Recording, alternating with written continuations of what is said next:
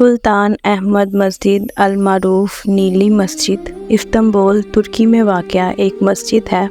इसे दीवारों के बैरूनी नीले रंग की 22 नीली मस्जिद कहा जाता है। ये तुर्की की वाहिद मस्जिद है जिसके 6 मीनार हैं। आपको आज ही इस वीडियो में खुश आमदीद कहती हूँ, और अगर अभी तक आपने मेरा चैनल सब्सक्राइब नहीं किया तो प्लीज़ मेरे चैनल को सब्सक्राइब कर लें और आगे से आगे शेयर करें। यकीनन जो आज मैं आपको ये इस मस्जिद की हकीकत बताऊंगी, इससे पहले आपको नहीं पता होगी। उम्मीद करूंगी कि आज जो भी इसकी हिस्ट्री है मैं आपके साथ प्रॉपर शेयर करूं। सुल्तान अहमद मस्जिद, जिसको ब्लू मॉस्क भी कहा जाता है, नीली मस्जिद भी कहा जाता है, और आज की आपको ये वीडियो इसकी दर हकीकत पूरी हिस्ट्री बताएगी कि आखिरकार ये मस्जिद है क्या, और इस मस्जिद के अंदर क्या क्या चीज़ें शामिल हैं, और ये है क्या। और जब तमीर के वक़्त सुल्तान को इसका इल्म हुआ तो उसने सख्त नाराज़गी का इजहार किया। उस वक़्त सिर्फ मस्जिद हराम के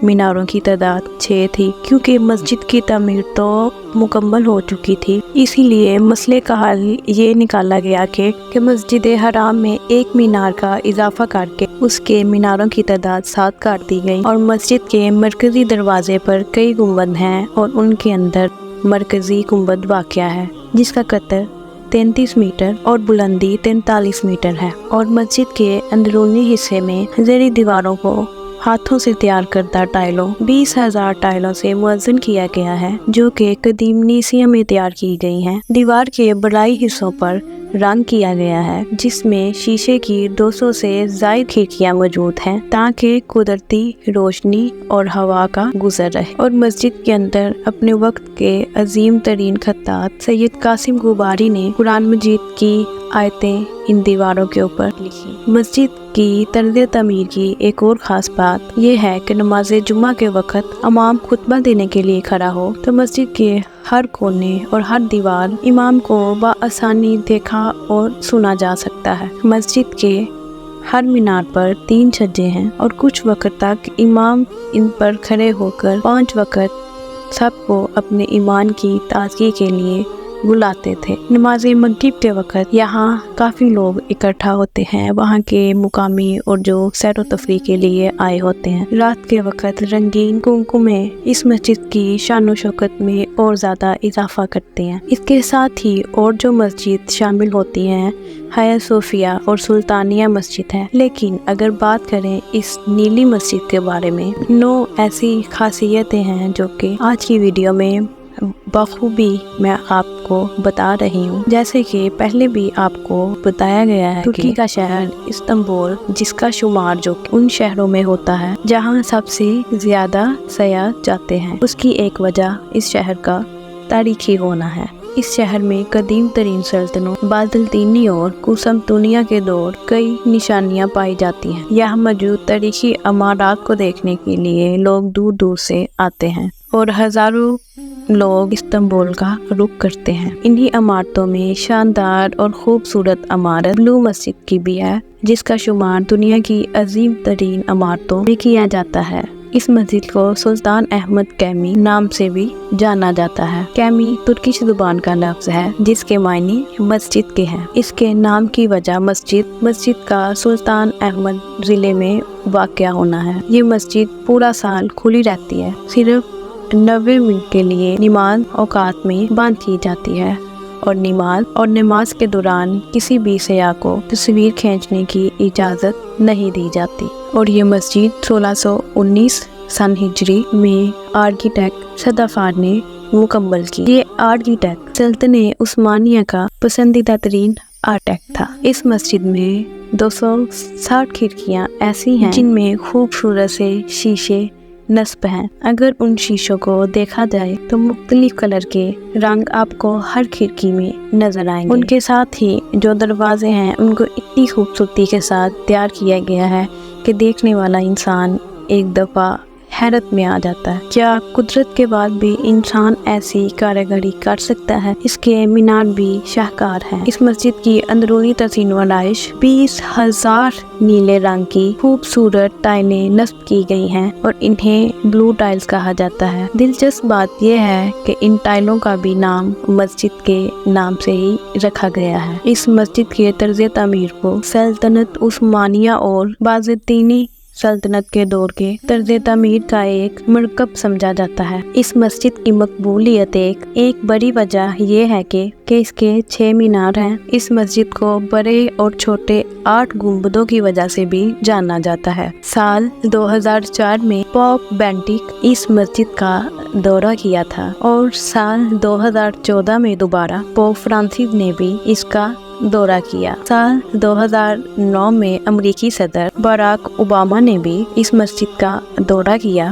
اور اس وقت امریکی صدر کے ہمراہ ترکی کے موجودہ وزیر اعظم طیب اردگان بھی تھے۔ یہ مشہور مسجد آیا صوفیہ، جو کہ چرچ آف ہولی وزڈم کہا جاتا ہے یا موجودہ آیا صوفیہ عجائب گھر جسے کہا جاتا ہے، اس کے سامنے تعمیر کروائی گئی۔ ایک سابق مشرقی آرتھوڈوکس گرجا ہے جسے 1453 میں فضائے قسطنطنیہ بعد عثمانی ترکوں نے مسجد میں تبدیل کروا دیا۔ 1935 میں اتا ترک نے اس کی گرجے اور مسجد کی پہچان ختم کر کے اسے عجائب گھر بنا دیا تاکہ یہ معاملہ ہی ختم ہو جائے۔ ہایا صوفیہ ترکی کے شہر کے استنبول میں واقع ہے اور بلا شک شبہ دنیا کی عظیم ترین عمارتوں میں اپنا شمار کرواتی ہے۔ لاطینی زبان میں سینٹا صوفیہ اور ترک زبان میں ہایا صوفیہ کہا جاتا ہے۔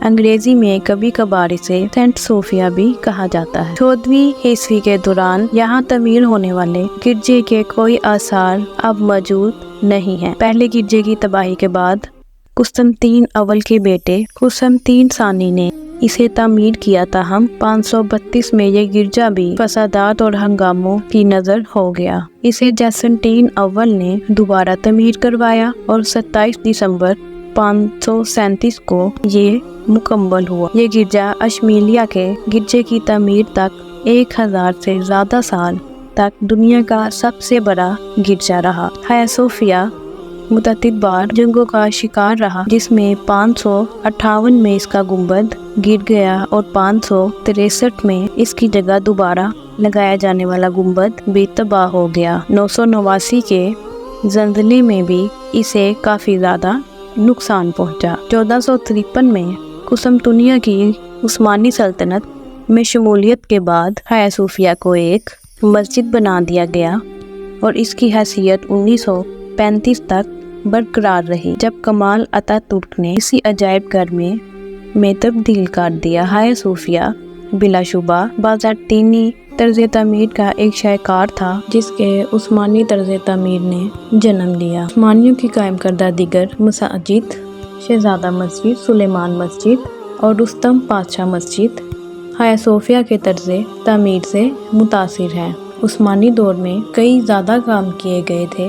19ویں صدی میں مسجد کے اندر منبر تعمیر اور وسط میں حضرت محمد صلی اللہ علیہ وآلہ وسلم اور چاروں خلفائے راشدین کے ناموں کی تختیاں لگائی گئی ہیں۔ اس کی خوبصورت گنبد کا قد 31 میٹر 102 فٹ یعنی 56 میٹر بلند ہے۔ دوسری جانب اگر بات کی جائے اس کی خوبصورتی کی تو ہایا صوفیہ کا ایک وضوف خانہ بھی اس میں موجود ہے، جو عثمانی دور میں تعمیر کیا گیا تھا اور اس کا طرز تعمیر بہت خوبصورت ہے۔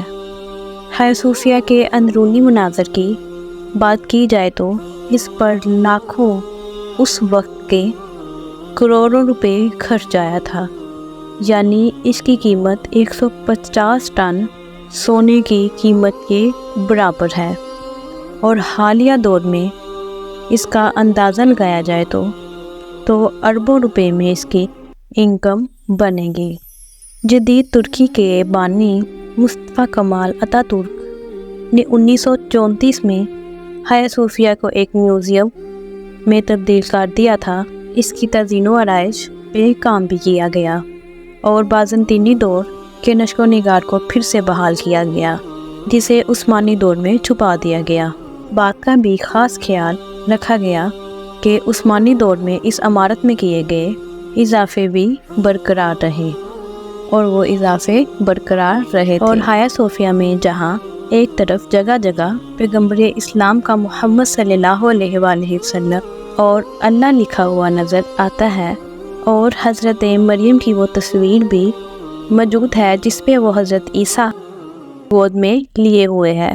اس کے علاوہ بڑے گنبد میں روشنی کے لیے تعمیر کی گئی 40 کھڑکیاں بھی نظر آتی ہیں، اور جن کا بڑا مقصد یہ بھی ہے تاکہ کل کو گنبد میں درار نہ آئے۔ امید کرتی ہوں یہ ہسٹری آپ کو پہلے نہیں پتا ہوگی جو میں نے آپ کے ساتھ شیئر کی ہے، اور آپ سب کے لیے ہیلپ فل ضرور رہی ہے تو میرے چینل کو سبسکرائب کریں، لائک کریں اور شیئر ضرور کریں۔ ملتے ہیں جی اگلے ولاگ میں، اپنا بہت سارا خیال رکھیے گا۔ اللہ حافظ۔